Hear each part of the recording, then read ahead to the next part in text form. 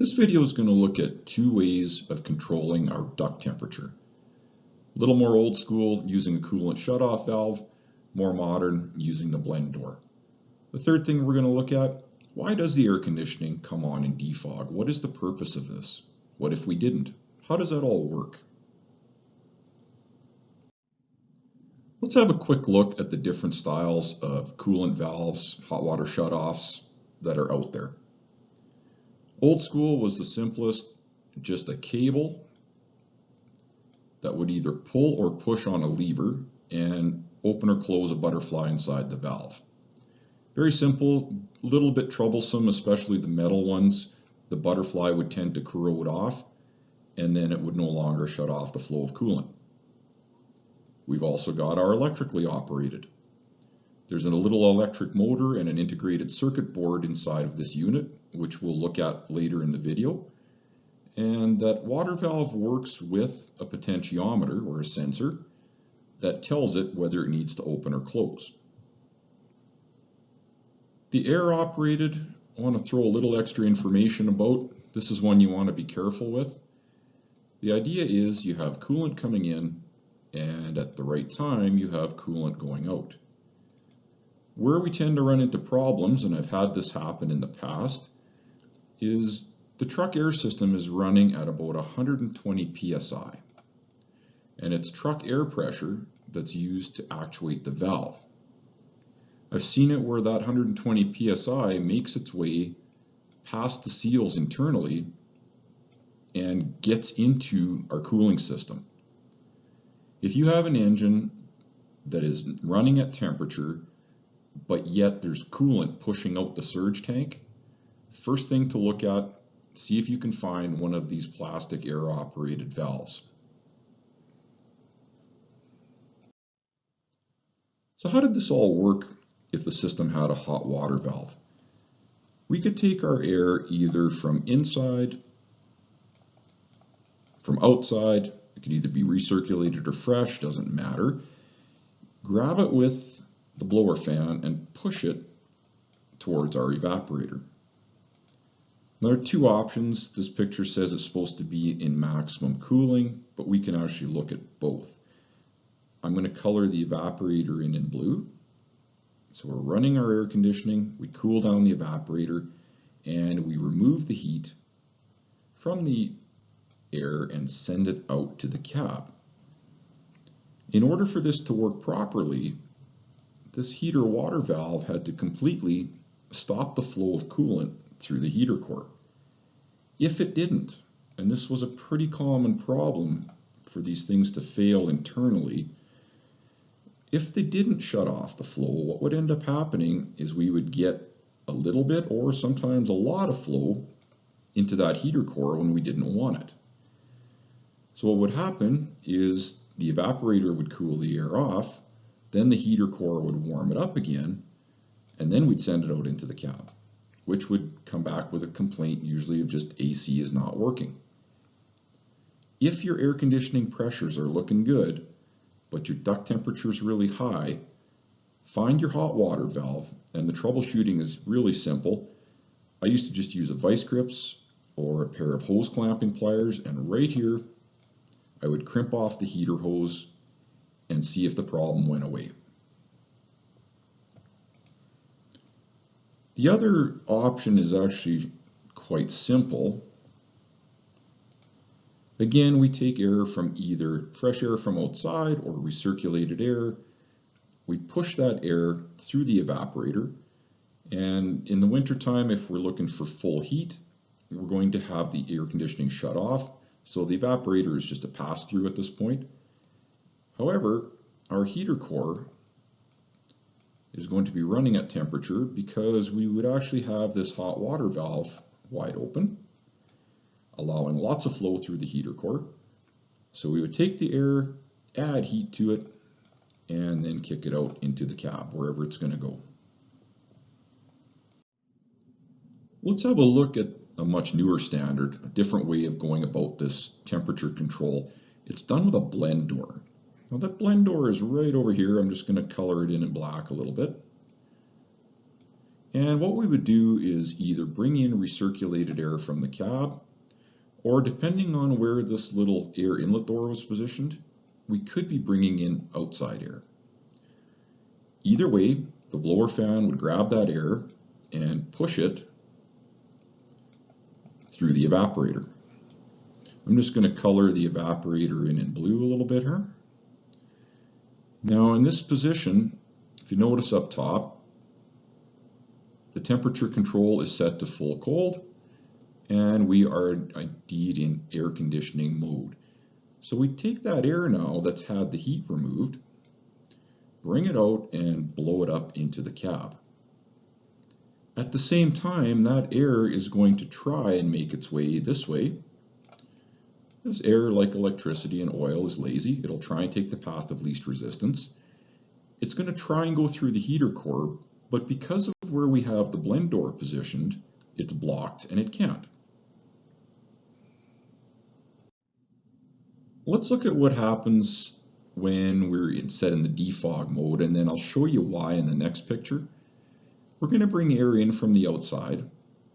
Now we could be recirculating the air as well, that's always an option, but in this case they've got this little air inlet door blocking off the recirculated, so we're pulling in just fresh air. We take that air, run it through the blower fan, and once again push that air through the evaporator, which I'm going to color in blue here. Now the air that's coming out has had the heat removed, and again I'll show you why next picture. At that point the blend door has actually been moved now. If we look up top, this control for the hot cold has been moved over to full hot, and as well here we have got the defog mode selected. So the air would love to get through this door and take the path of least resistance, but it can't. So we force it at that point to go through our heater core, which now I'm going to color in red.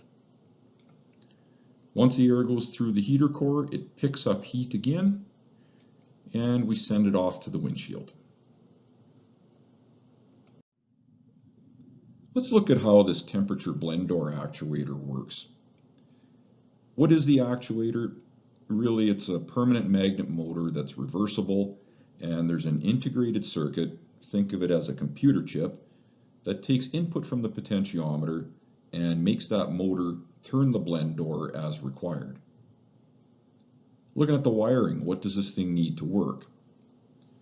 Like anything electrical, it needs power here, and on the other end, it needs to have ground.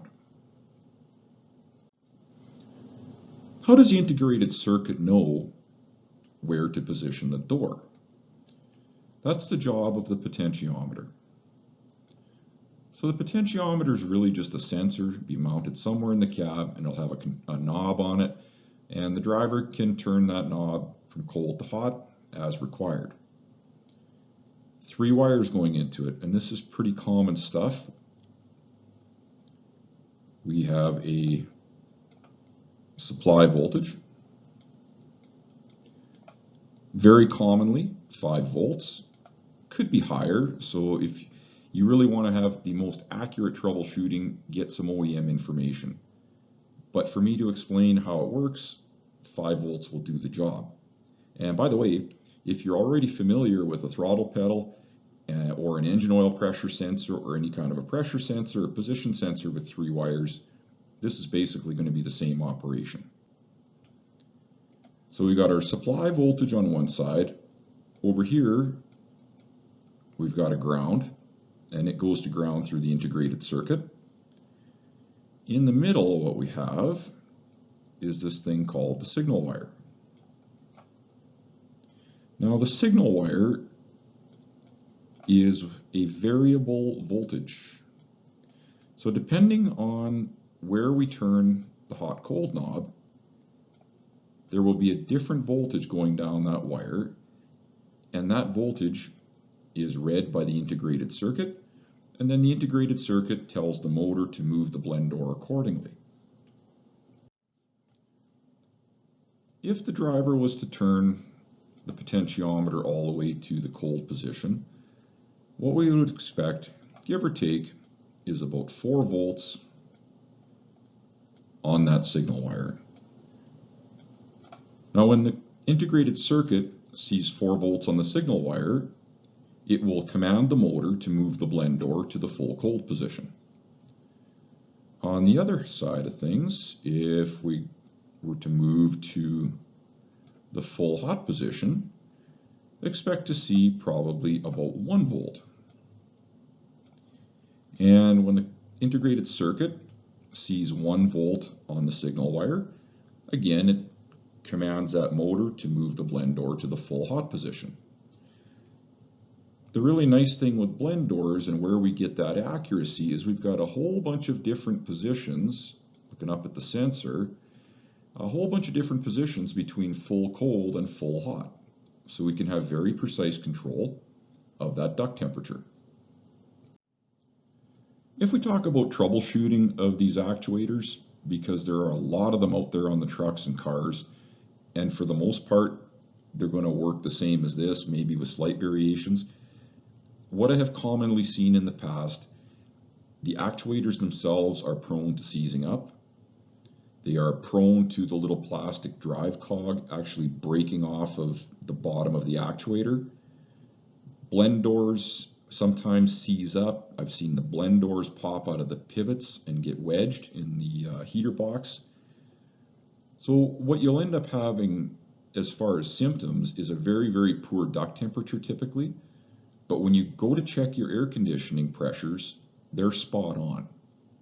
So the AC system is working correctly, but the air is not going in the proper direction for proper cooling or heating if it's the winter time. Why is air conditioning used in defog? How does that all work? What is it about? In order to understand this, we need to put ourselves in the right place. Let's talk about Vancouver or Seattle in January, hovering around 4 degrees Celsius, 39 Fahrenheit, which is actually the temperature of the inside of a refrigerator. Humidity level, 100%. Very common for it to rain for weeks at a time. So the vehicle is going to be bringing damp air in from the outside, grabbing it with a blower motor and pushing that air towards our evaporator. Now, as that humidity that's trapped in the outside air hits the evaporator, it is going to give off its heat, and just like our change of state video, it is going to change from a vapor back to a liquid. That liquid will condense on the outside of the evaporator, and it will run off through a drain in the bottom of the ductwork. Very common to notice in the summertime on a hot, humid day, a puddle of water underneath the passenger side of the average vehicle. That's simply the condensation coming off of the evaporator. If you ever have a situation where a customer is complaining of hearing a sloshing noise when they go around corners or over bumps or any kind of a really funky mildewy smell, it's not uncommon for this drain to get plugged full of dust. Now when it does, it won't be able to drain the water, and this puddle out here is going to actually end up in your heater box. Now once we push that air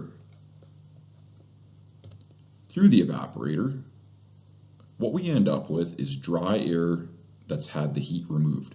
So the evaporator removes heat and it removes moisture, and the air makes its way now towards the heater core. Once the air goes through the heater core, now we put some heat back into it and we send it off towards the windshield. When that hot, dry air hits the windshield, what it's going to do is provide the heat necessary for all the tiny little droplets of condensation that are built up to turn from a liquid back to a vapor, and because we've dried the air out, that air is willing to accept the humidity now that's coming off of our windshield. That humid air now goes out the vents. Whether you realize it or not, all vehicles will have ventilation of some sort. You just might not be able to see it, or you might not be aware of it. And the cycle continues all day long of bring in the damp air from the outside, remove the humidity, remove the heat, warm it up again, blow it up on the windshield, allow that condensed water to turn back to a vapor, and go out of the car. So in summary, we can use a coolant shutoff valve to control our duct air temperature, though it's not as responsive. We can use a blend door to control duct air temperature. It's more responsive, but it's also more complex because of the electronics. And we use air conditioning in defog as a dehumidifier.